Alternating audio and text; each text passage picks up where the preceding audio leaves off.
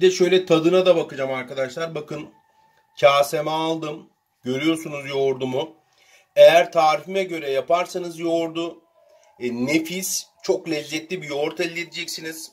Bismillahirrahmanirrahim. Şöyle bakın. Bir kaşık da ben kendim yiyeyim. Oh var ya, mis gibi olmuş, mis. Harika bir lezzeti var. Mutlaka ısrarla denemenizi öneriyorum. Bu orijinal, doğal, prebiyotik yoğurdu. Lezzetine inanamayacaksınız. Basit, pratik bir yöntemle evinizde bu şekilde harika yoğurt yapabilirsiniz. Lütfen emeğe saygı olarak yukarıdan kanalımı takip edin. Her gün saat 18'de yeni yemek tarifi, pratik tarif paylaşıyorum. Beğenmeyi, nokta dahi olsa yorum yazmayı da lütfen unutmayın. Selam arkadaşlarım, hoş geldiniz. Bugün yoğurt nasıl mayalanır, sulanmadan, ekşimeyen, kalıp gibi yoğurdu nasıl elde ederiz? Bu videoda bunun tüm püf noktalarını size anlatacağım. Hepiniz evinizde yoğurt yapıyorsunuz. Ev yoğurdu, yoğurtlarınız çoğunuzun tutmuyor. Yoğurtlarınız bir süre sonra sulanıyor. Ya da ekşime yapıyorsa, tabii ekşi yoğurt sevenleriniz de var. Ekşime yapıyorsa bunun bazı nedenleri var arkadaşlar. Benim yoğurt tariflerim birçok sosyal platformda 1 milyondan fazla izlenen videolarım var. Gerçekten ben bu işi çözdüm. Videoyu baştan sona iyice uygulayıp izlerseniz ve benim tarifime göre de evde yoğurt yaparsanız gerçekten emeğinizin karşılığını alacaksınız ve bu tariften sonra artık hepiniz çok lezzetli, lezzetine doyamayacağınız, belki çocuklarınız ev yoğurdu yemiyordur, onların da çok seveceği, çünkü hazır yoğurttan bile daha lezzetli gelecek onlara, bir yoğurt elde edeceksiniz. Neyse, lafı fazla uzatmayayım. İlk aşamamız sütü kaynatmamız. 3 litre sütümü bakın tencereme aldım. Orta ateşte bir 25 dakikadır kaynatıyorum. Fokur fokur kaynadı. Şimdi ne yapacağım? Tabii tahta kaşığımı da içine atıyorum. Çoğunuz tabii biliyorsunuzdur, taşmasın diye. Ocağımı şimdi kısıyorum. Kısık ateşte bir 15 dakikada bu şekilde kaynatacağım. Buradaki amaç ne? Bakın şu çıkan buharı görüyorsunuz. Buradaki amaç, aldığınız çoğu sütün içerisinde su var arkadaşlar. Su katıyorlar yani. Bu suyu gitmesi lazım ki yoğurdunuz sulanmasın. Buhar yöntemiyle bu su içerisindeki, sütün içerisindeki suyun gitmesi lazım. O yüzden 25 dakika orta ateşte kaynattım. Fokur fokur köpüklendi demin gördüğünüz gibi. Altını kıstım. 15 dakikada böyle arada tahta kaşınızla alttan havalandırarak karıştırın. Tabii ben 3 litre yapıyorum. Siz 5 litrelik yapabilirsiniz. Size kalmış. Bakın şu çizgiden de zaten anlarsınız. Sütü ilk koyduğum yer burası. Daha sonra geldiği nokta şurası. Yani bu su gitti. Bir 15 dakika daha bu şekilde kaynatacağım. Daha sonra da ılımaya bırakacağım. En önemli mayalama püf noktalarını vereceğim size. Şimdi sütümün ılımasını bekliyorum. Arkadaşlar, mayalama zamanına geldik. Sütü bildiğiniz gibi 25 dakika fokurdayana kadar orta ateşte kaynatmıştık. Daha sonra ocağımın altını kıstım. 15 dakikada kısık ateşte kaynadı. Amacımız burada sütün içerisindeki suyun gitmesiydi. Sütün içerisindeki su şu anda gitti.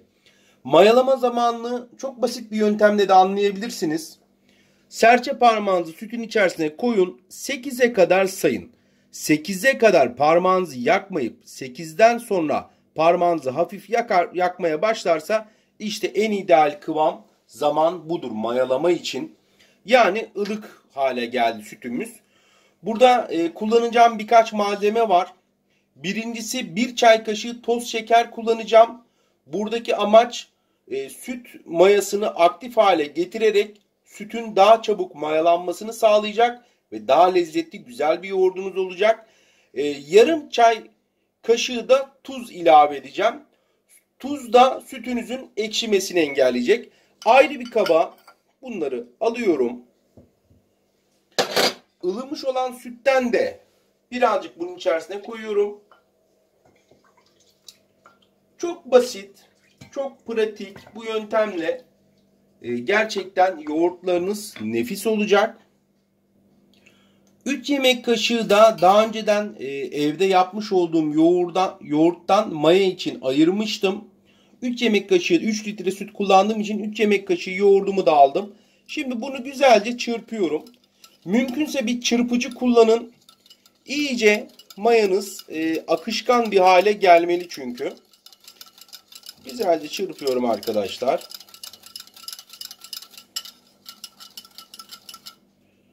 Şimdi yoğurdumun içerisine de koyuyorum.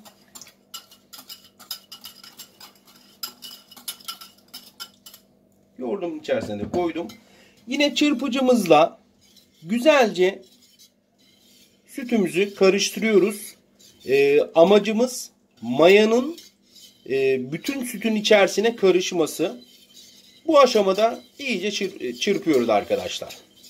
Bu aşamalar çok önemli ve basit ama çok önemli. Lütfen aşama aşama uygulayın. Gerekirse videoyu durdura durdura gidin. Bir iki defa benim tarifime göre yoğurdunuzu yaparsanız gerçekten kalıp gibi sulanmayan ve ekşimeyen bir yoğurt elde edeceksiniz. Eğer ekşi yapmak istiyorsanız yoğurdu, yani ben yoğurdu ekşi seviyorum. Çünkü bana çok yorum geliyor. Yani ben yoğurdu ekşi seviyorum, ekşi olması için ne yapabilirim diye. Biraz sıcakken, yani ılıktan biraz daha sıcakken sütü mayalayın. Bir fırının içerisine koyun bir 6 saat kadar. Yoğurdunuz bir süre sonra ekşiyecektir. Ve kesinlikle yarım çay kaşığı tuz atmıştık ya, tuzu ilave etmeyin. Eğer ekşi isterseniz. Evet, iyice çırptım. Şimdi buradaki bir aşamam daha var arkadaşlar. Benim pratik bir yöntemim var. Burada gördüğünüz gibi bir çelik makarna süzgecim var. Makarna süzgecimi tenceremin üzerine koyuyorum. Bunu ben böyle biraz da düz ve ince aldım. Aslında yoğurt mayalamak için aldım bu süzgeci. Yani makarna süzgecim çünkü daha büyük benim. Bunu kullanıyorum. Bu deliklerden amaç burada şu. İçerisinde olan buhar yöntemiyle buharlar bu deliklerden çıkacak arkadaşlar. İçerisinde az bile su kalmış olsa bu deliklerden bu buhar yöntemiyle suyun gitmesini sağlayacağız. Şimdi arkadaşlar bir örtüyü de üzerine saracağım. Yoğurdumun. Bunu şimdi birazdan güzelce sararım. Bu şekilde saracağım. En az 6 saat kadar bu şekilde mayalanmasını bekleyeceğim. Daha sonra da çıkartacağım. Ağzı açık bir şekilde buzdolabına koyacağım. Buzdolabında da bir gün ağzı açık bekleteceğim ve yoğurdunuz nefis olacak. Zaten videoda da göstereceğim. Evet arkadaşlar, yoğurdumuz hazır. 6 saat kadar örtüye sarılı bir şekilde beklettim.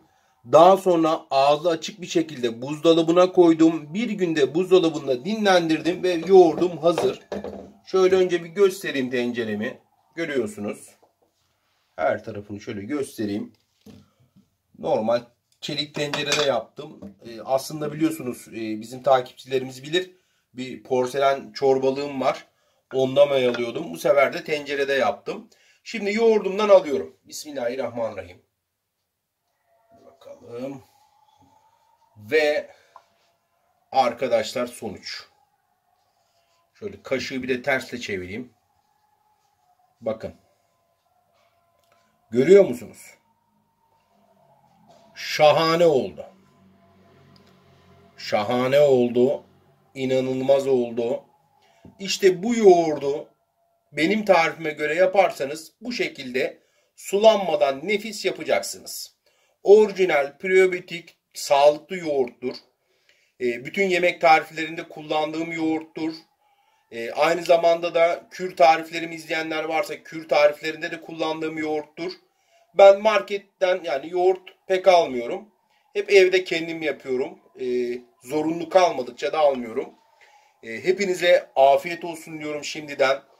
Aşama aşama uygularsanız siz de evinizde bu şekilde kalıp gibi yoğurt elde edebilirsiniz.